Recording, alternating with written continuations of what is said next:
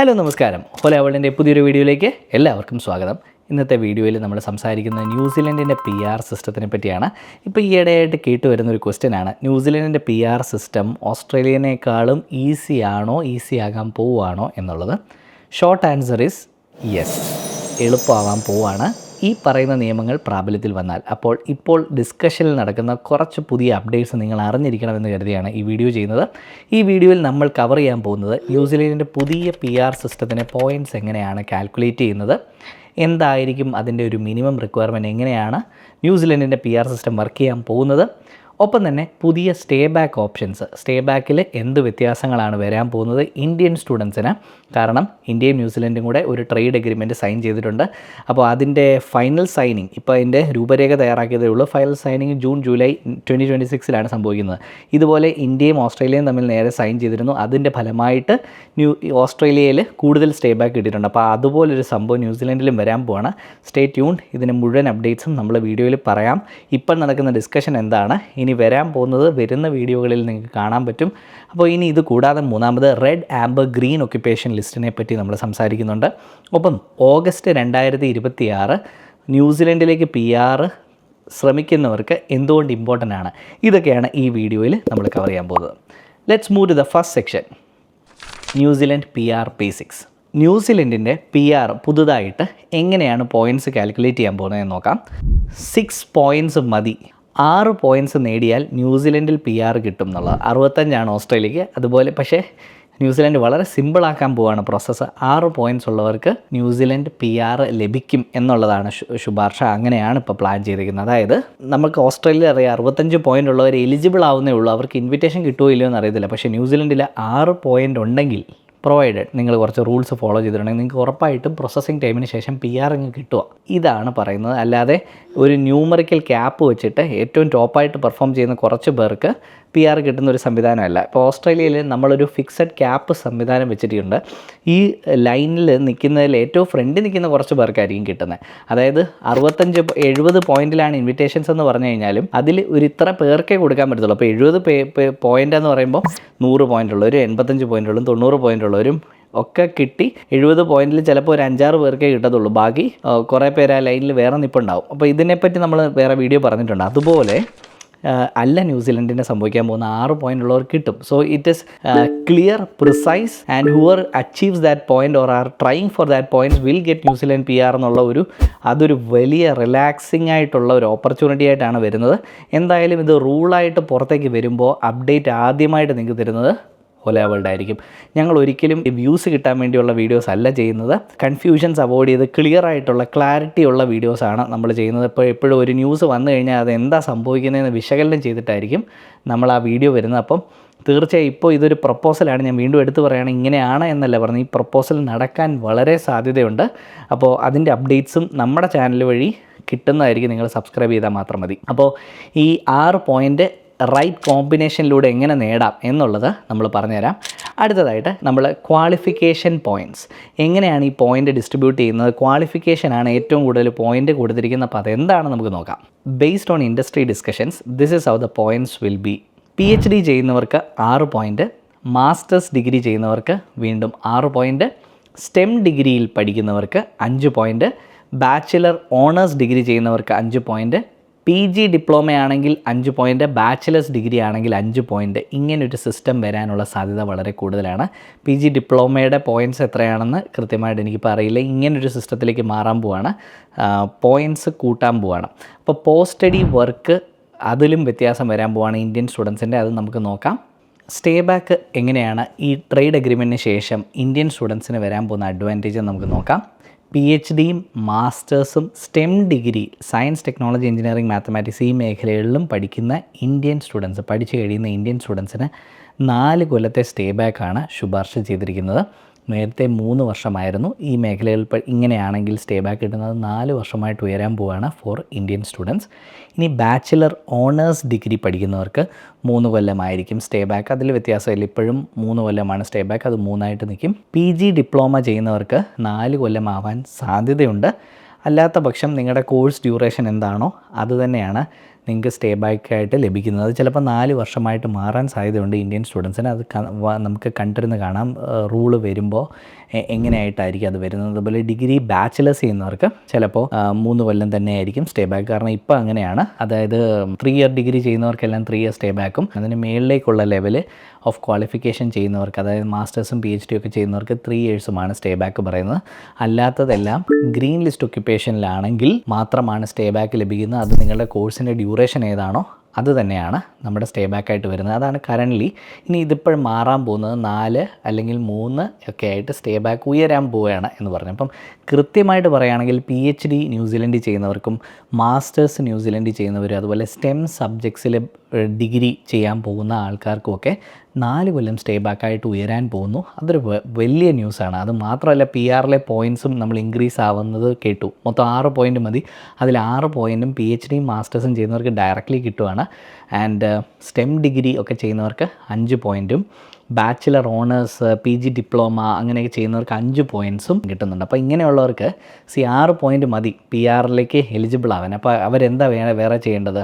1 point കൂടെ നേടിയാൽ മതി. ഈ 5 പോയിൻ്റുള്ള ആൾക്കാർ, 6 പോയിൻ്റുള്ള ആൾക്കാർക്ക് ഒരു ജോബ് ഓഫർ ലെറ്ററും കൂടി ഉണ്ടെങ്കിൽ PR കിട്ടും എന്നുള്ളൊരു വിശേഷമാണ് സംഭവിക്കാൻ പോകുന്നത്, which is very happy news. And ഈ 5 പോയിൻ്റ് ഉള്ളവർക്ക് 1 കൊല്ലത്തെ എക്സ്പീരിയൻസ് ഉണ്ടെങ്കിൽ that will count as 1 more point. So thus 5 + 1 6 points ആയിട്ട് മാറാൻ പറ്റും. അപ്പോൾ PhD ഉള്ളവർക്കൊരു ജോബ് ഓഫർ, മാസ്റ്റേഴ്സ് ഉള്ളവർക്കൊരു ജോബ് ഓഫർ, PG ഡിപ്ലോമ ചെയ്യുന്നവർക്ക് 1 year experience in skill field, bachelors ചെയ്യുന്നവർക്ക് 1 ഇയർ എക്സ്പീരിയൻസ്. ഇങ്ങനെ ഒരു കോമ്പിനേഷനുള്ള 4 കോമ്പിനേഷൻ ന്യൂസിലൻഡിൽ പഠിക്കുന്നവർക്ക് PR is going to be an easy thing. അതുമാത്രമല്ല UK-ലും ഓസ്ട്രേലിയയിലും ഒക്കെ പഠിക്കുന്ന ആൾക്കാർ അവരുടെ ഡിഗ്രി നമുക്ക് ന്യൂസിലൻഡ് ഇക്വലൻ്റായിട്ട് മാറ്റാൻ പറ്റും. അപ്പോൾ അവർക്കും ഒരു വർക്ക് എക്സ്പീരിയൻസോ ജോബ് ഓഫർ ലെറ്ററോ ഒക്കെ ഉണ്ടെങ്കിൽ PR മാറാനുള്ള അവസരവും കൂടി തുറന്നു വരികയാണ്. അപ്പം UK-ലൊക്കെ ഒത്തിരി ബുദ്ധിമുട്ടുന്നവർക്ക് ഇതൊരു നല്ല ഓപ്പർച്യൂണിറ്റി ആയിട്ട് വരും. ആൻഡ് ഓസ്ട്രേലിയയിലും PR കിട്ടാതെ കഷ്ടപ്പെടുന്ന ആൾക്കാർക്കും ഇതൊരു ഓപ്പർച്യൂണിറ്റി ആയിട്ട് വരാൻ സാധ്യതയുണ്ട്. നിങ്ങൾക്ക് ഒരു വിസിറ്റർ വിസ ഇട്ട് ന്യൂസിലൻഡിൽ പോയി ഇൻ്റർവ്യൂസൊക്കെ കൊടുത്ത് അങ്ങനെ നിങ്ങൾക്ക് അതൊരു PR പാത്വേ ആക്കി മാറ്റാനുള്ള ഒരു ഓപ്ഷൻ കൂടിയുണ്ട് ബാക്കപ്പായിട്ട്. അപ്പോൾ ന്യൂസിലൻഡിൻ്റെ മൈഗ്രേഷൻ റിലേറ്റഡ് ക്വറീസ് ഉണ്ടെങ്കിലും തീർച്ചയായും ഹോല വേൾഡിനെ കോൺടാക്ട് ചെയ്യാം. ഓസ്ട്രേലിയ കൂടാതെ ന്യൂസിലൻഡിൻ്റെ മൈഗ്രേഷൻ ക്വറീസും നിങ്ങൾക്ക് വേണ്ട സൊല്യൂഷൻ ഞങ്ങൾക്ക് പറഞ്ഞു തരാൻ സാധിക്കും. അപ്പോൾ ഈ ജോബ് ഓഫർ അല്ലെങ്കിൽ ജോബ് നമുക്ക് കിട്ടുക 1 ഇയർ എക്സ്പീരിയൻസ് എന്ന് പറയുമ്പോൾ 3 കാര്യങ്ങളാണ് അതിനകത്ത് ശ്രദ്ധിക്കേണ്ടത്. ഒന്നാമതായിട്ട് ഫുൾ ടൈം ജോബ് ആയിരിക്കണം, പെർമനൻറ്റ് ജോബ് ആയിരിക്കണം. ഓഫർ ലെറ്റർ ആണെങ്കിൽ ഫുൾ ടൈം ആൻഡ് പെർമനൻറ്റ് എന്ന് എഴുതിയിരിക്കണം. 2, അപ്രോക്സിമേറ്റ്ലി 70,000 വാർഷിക ന്യൂസിലൻഡ് ഡോളർ വരുമാനം വേണ്ടി വരും. അത് ആവറേജ് മീഡിയൻ വേജ് ആയിട്ടുള്ള $33.56 എന്നുള്ള കാൽക്കുലേഷൻ വെച്ചിട്ട് നമ്മൾ എടുക്കുമ്പോൾ $70,000 ആണ് അറൗണ്ട് ആനുവൽ പേയ്മെൻറ്റ് വേണ്ടി വരിക. മൂന്നാമതായിട്ട് അക്രഡിറ്റഡ് ആയിട്ടുള്ള എംപ്ലോയർ ആയിരിക്കണം എന്നുള്ളതാണ്. ഈ 3 കണ്ടീഷൻസും കൂടി പാലിച്ചാലാണ് ശരിക്കും നിങ്ങൾക്ക് ഏതെങ്കിലും ഒരു എംപ്ലോയറിൻ്റെ കയ്യിൽ നിന്ന് പോരാ, നിങ്ങൾ വർക്ക് ചെയ്യാൻ പോകുന്ന ആ skilled occupation and these 3 criterias ഇത് രണ്ടും കൂടെ മീറ്റ് ചെയ്യുമ്പോഴാണ് നിങ്ങൾക്ക് ന്യൂസിലൻഡ് മൈഗ്രേഷൻ പോസിബിളായിട്ട് വരിക. അതുപോലെ പുതിയ 2 പാത്വേസ് ഓപ്പണായി വരാൻ പോവാണ്. ഒന്ന് സ്കിൽഡ് വർക്ക് എക്സ്പീരിയൻസ് പാത്വേ. ഈ പാത്വേ പുറത്തുനിന്ന് ന്യൂസിലൻഡിലേക്ക് ഇപ്പോൾ പഠിക്കുന്ന കുട്ടികൾക്ക്, പുറത്തുനിന്ന് അപ്ലൈ ചെയ്യുന്ന കുട്ടികൾക്ക് എന്തായിരിക്കും അതിൻ്റെ ഒരു ക്രൈറ്റീരിയ എന്നാണ്. അപ്പോൾ ഈ ആൻസ്കോ സ്കിൽ ലെവൽ 5 ഉണ്ട്. അതിൽ ആദ്യത്തെ 1, 2, 3 പ്രൊഫഷണൽ സെറ്റിംഗ് മാനേജീരിയൽ ലെവൽസിലുള്ളവർക്കാണ്. അപ്പോൾ ഇങ്ങനെയുള്ള ഓക്യുപ്പേഷൻസിലായിരിക്കും നമ്മുടെ മലയാളി കുട്ടികൾ കൂടുതലും, അല്ലെങ്കിൽ മലയാളികൾ കൂടുതലും മൈഗ്രേറ്റ് ചെയ്യാൻ ആഗ്രഹിക്കുന്ന ഈ പ്രൊഫഷൻസിലാണെങ്കിൽ, ANZSCO level 1, 2, 3 total of 5 years of എക്സ്പീരിയൻസും ഉണ്ടെങ്കിൽ, ആൻഡ് അതിൽ 2 കൊല്ലത്തെ ന്യൂസിലൻഡ് എക്സ്പീരിയൻസ് ആണെങ്കിൽ, ആൻഡ് ആ 2 കൊല്ലത്തെ wage 1.1 times the median wage, അത് 33.56 ഇൻറ്റു 1.1 ചെയ്യുമ്പോൾ 36.916 എന്നുള്ളതാണ് വാല്യൂ. അത്രയും ന്യൂസിലൻഡ് ഡോളേഴ്സ് ആയിരിക്കും നിങ്ങൾക്ക് ന്യൂസിലൻഡ് വേജ് ആയിട്ടുള്ളതെങ്കിൽ ഈ ഒരു സ്ട്രീം വഴി പെട്ടെന്ന് PR ലീഡ് ചെയ്യാൻ പറ്റും. അടുത്ത പാത്വേ വളരെ സന്തോഷമുള്ളൊരു കാര്യമാണ്, ട്രേഡ്സ് ആൻഡ് ടെക്നിക്കൽ പാത്വേ. അതായത് ട്രേഡ് ഒക്യുപ്പേഷൻസിലൊക്കെ വർക്ക് ചെയ്യുന്നവർ, ആൻസ്കോ ലെവൽ 4 and 5 കാർപ്പൻട്രിയോ ബിൽഡിംഗ് കൺസ്ട്രക്ഷൻ ഈ മേഖലകളിലൊക്കെ ഉള്ളവർക്കാണെങ്കിൽ 4 വർഷത്തെ ടോട്ടൽ എക്സ്പീരിയൻസും 1.5 വർഷത്തെ ന്യൂസിലൻഡ് എക്സ്പീരിയൻസും ഉള്ളവർക്ക് PR-ലേക്ക് ലീഡ് ചെയ്യാൻ പറ്റും. അപ്പോൾ അങ്ങനെ നോക്കുന്ന ആ ഒരു പാത്വേ രണ്ടെണ്ണം കൂടി ഓപ്പണായി വരുന്നു. ആൻഡ് 3 ലിസ്റ്റുകളാണ് ന്യൂസിലൻഡിൽ നമ്മൾ അറിഞ്ഞിരിക്കേണ്ടത്: red list, amber list and green list. ഇപ്പോൾ റെഡും ആംബറിനും ഒക്കെ പുതിയ വേർഷൻസ് ഇപ്പോൾ ഉടനെ പബ്ലിഷ് ആവും. വരുമ്പോൾ നമ്മുടെ ചാനലിൽ അത് പറഞ്ഞു തരും. റെഡ് എന്ന് പറഞ്ഞാൽ സാധ്യത വളരെ കുറവുള്ള ഒക്യുപ്പേഷൻസ് ആണ്. അതൊക്കെ നമ്മൾ ട്രൈ ചെയ്യാതിരിക്കുക. അങ്ങനെയുള്ളവർക്ക് PR കിട്ടാൻ പാടായിരിക്കും. ആംബർ ആകുമ്പോൾ ഒരു മോഡറേറ്റ് പ്ലാനിങ് ലെവൽസ് ആണ്. ആൻഡ് ഗ്രീൻ ആണെങ്കിൽ ഹൈ ഒക്യുപ്പേഷൻസ്, ഹൈ ചാൻസ് ഉള്ള ഒക്യുപ്പേഷൻസ് ആണ്. അപ്പം ഗ്രീൻ ലിസ്റ്റിലുള്ള ഒക്യുപ്പേഷൻസ് ഒക്കെ പഠിക്കാൻ വരാനും ന്യൂസിലൻഡ് ചൂസ് ചെയ്യുക. അതുപോലെ ആ ഫീൽഡിൽ വർക്ക് ചെയ്യുന്നവർ ന്യൂസിലൻഡിൻ്റെ PR-ന് വേണ്ടി ട്രൈ ചെയ്ത് കഴിഞ്ഞാൽ കിട്ടാനുള്ള പ്രോബബിലിറ്റി വളരെ കൂടുതലാണ്. ഇനി സ്റ്റുഡൻസിനുള്ള 2 സന്തോഷ വാർത്ത പറഞ്ഞോട്ടെ. വർക്ക് റൈറ്റ്സ് കഴിഞ്ഞ ജൂലൈയിൽ 25 hours കൂട്ടിയിട്ടുണ്ട്. Per week 25 hours. ഓസ്ട്രേലിയനെ കടത്തി വെട്ടണമെന്ന് വിചാരിച്ചാൽ ഓസ്ട്രേലിയ 24 hours ആണ്, ന്യൂസിലൻഡ് 25 hours ആക്കി മാറ്റിയിട്ടുണ്ട്. എന്തുകൊണ്ടാണ് ന്യൂസിലൻഡ് ഇത്രയും ലിബറലായിട്ട് PR-ന് വേണ്ടി നോക്കുന്നതെന്ന് വെച്ചാൽ it is A golden period coming for migration. എന്താ സംഭവം എന്ന് വെച്ചാൽ കാനഡയിൽ ഒരു സമയത്ത് ഒരുപാട് PR കൊടുത്തറിയാം. നിങ്ങൾക്കറിയാം, ആവറേജ് ബിലോ ആവറേജ് എല്ലാവർക്കും കിട്ടുന്ന ഒരു സമയം ഉണ്ടായിരുന്നു കാനഡയിൽ. അപ്പോൾ അതുപോലൊരു സമയം ന്യൂസിലൻഡിലേക്കും വരുവാണ്.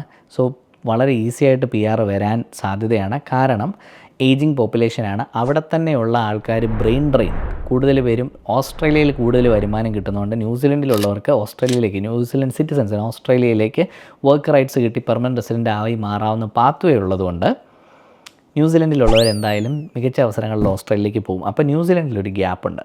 അപ്പോൾ ആ ഗ്യാപ്പ് വലുതായിക്കൊണ്ടിരിക്കുകയാണ്. And they want to attract more people. അല്ലെങ്കിൽ അവരുടെ എക്കണോമി നശിച്ചു പോകും. ലോകം ഒരു സ്പീഡ് ചലിക്കുമ്പോൾ നമ്മൾ വളരെ പയ്യെ ചലിച്ചു കഴിഞ്ഞാൽ പാടാണ്. അതുകൊണ്ട് മൈഗ്രേഷനൊക്കെ സ്റ്റോപ്പ് ആവുമെന്ന് പറയുന്നത് തെറ്റാണ്. ഇന്ത്യയിൽ നിന്ന് മൈഗ്രേഷൻ നടന്നുകൊണ്ടേയിരിക്കും. നല്ല രാജ്യങ്ങളിലേക്കുള്ള ഓപ്പർച്യൂണിറ്റീസ് വന്നുകൊണ്ടേയിരിക്കും. അപ്പോൾ ഇതൊരു ഗോൾഡൻ പീരീഡാണ് വരാൻ പോകുന്നത്. ന്യൂസിലൻഡിലേക്ക് മൈഗ്രേറ്റ് ചെയ്യാൻ ശ്രമിക്കുന്നവർക്കൊരു സുവർണ അവസരമാണ്. And why New Zealand is good? ഓസ്ട്രേലിയയെക്കാളും ഭംഗിയുള്ള സ്ഥലമാണ്, പ്രകൃതി രമണീയമാണ്, ബട്ട് എക്കണോമി വൈസ് താഴെയാണ്. ആൻഡ് ജോലി സാധ്യതയും കുറവാണ് കമ്പയർഡ് ടു ഓസ്ട്രേലിയ. പക്ഷേ അതൊക്കെ ബൂം ആവാൻ സമയം വലുതായിട്ട് വേണ്ടി വരില്ല. നല്ലൊരു സെറ്റ് ഓഫ് ആൾക്കാർ ന്യൂസിലൻഡിലേക്ക് കടന്നു വന്നു കഴിഞ്ഞാൽ അവിടുത്തെ എക്കണോമി വീണ്ടും ബൂം ചെയ്യും. That's what happen in Canada.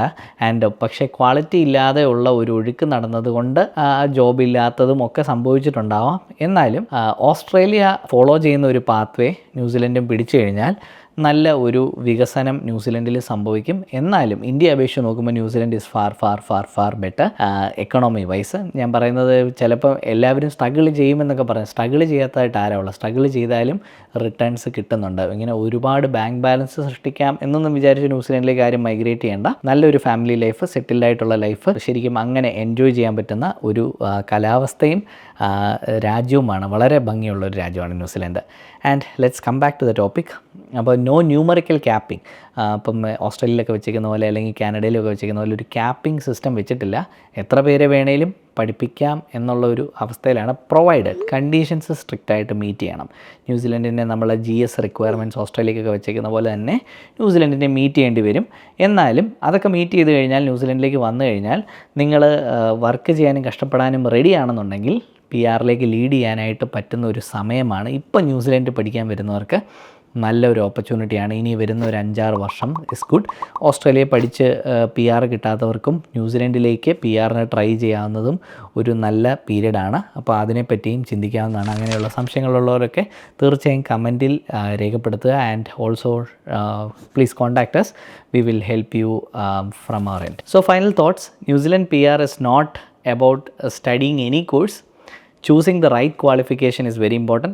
Entering the right occupation list, securing skilled employment and minimum threshold wage levels meet ചെയ്യണം. ഈ 4 കാര്യങ്ങളും കോമ്പിനേഷനോടെ സ്വീകരിച്ചു കഴിഞ്ഞാൽ അല്ലെങ്കിൽ കിട്ടാൻ നിങ്ങൾ ശ്രമിച്ചു കഴിഞ്ഞാൽ നിങ്ങളുടെ ന്യൂസിലൻഡ് PR ഈസി ആയിട്ട് സംഭവിക്കും. That's all for today's video. This is Jaswin signing out from Hola World YouTube channel.